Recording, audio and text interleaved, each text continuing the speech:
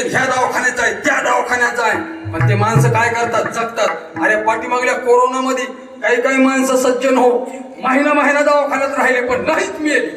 हा जगून आले ते, आम्ही जगून आलो असं छाती ठोकपणाने सांगतात. आणि काही काही लोक नुसते ठस केले की वच केले, लगेच त्या पोतड्यात गेले. मला सांगा तुम्ही, हाय कधी मानायची नाही. आणि न हाय मानता जो माणूस जगतो का तो माणूस कायमचा विजय होत असतो. वैतागून जाऊ नका, कोणताच वैताग कधी धरायचा नाही. मग जीवनात तुम्हाला जर धरायचं असेल एक तर वैराग्य धरा, किंवा एक तर काय करा, तुम्ही त्याग करा. अर्थात वैराग्य तो त्याग. म्हणून सांगेन तुम्हाला मी सज्जन हो, जीवनामध्ये भक्ती करायची, आगळी वेगळी भक्ती तुम्हाला करण्याची गरज नाही. मस्त नम्रतेने राहा. जो माणूस दिसेल का त्याला नम्रतेने वागवा, त्याला नम्रतेने बोला. म्हणण्यापेक्षा लहानपण देगा देवा मुंगी साखरेचा रवा, ऐरावत रत्न थोर त्यासी अंकुशाचा मार. म्हणून लवून भजून राहा गड्या, बरं का, अगदी लवून भजून राहा.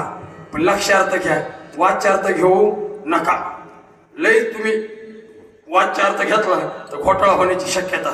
एका पोराचं लग्न झालं, लग्न झालं म्हणलं की पोर टावकारले, कारण त्यांचं सध्या आता लई खतरनाक काम झालं, लग्नच पहिला. मी रोज कीर्तनात सांगतो महाराज, पण तशी काय हाय खाऊ नका पोराव, होते तुमचे बी लग्न. त्याचं कारण काय झालं महाराज, पाठीमागल्या काळामध्ये पोहरायच्या बापाने घोटाळे केलेले. पोहरायने काही नाही घोटाळे केले, पोहरायच्या बापाने घोटाळे केले मागल्या काळामध्ये. आणि त्यात काही काही पोरीच्या माईने एक जरा त्रास दिला. कोणाला? त्या पोरीला, म्हणजे पोरी जन्माला येऊ दिल्या नाही, पोरीच्या माईनी.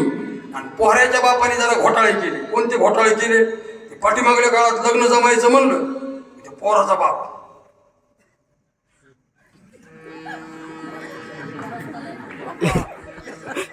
महाराज असा तैकच चालायचा भाऊ. आणि ते मग लोक विचारायचे, तुमच्या पोराचं लग्न करायचे जणू?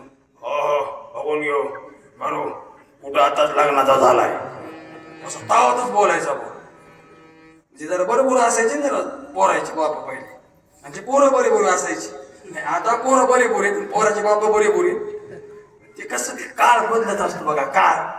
हा आता जर पोराच्या बापाला विचारलं ना, कसं काय चाललंय तुमच्या पोराचं, पहिले राव पोराचं लग्न करायचं पण जमान असते, तशी झक मार ना आता. विठाला विठाला.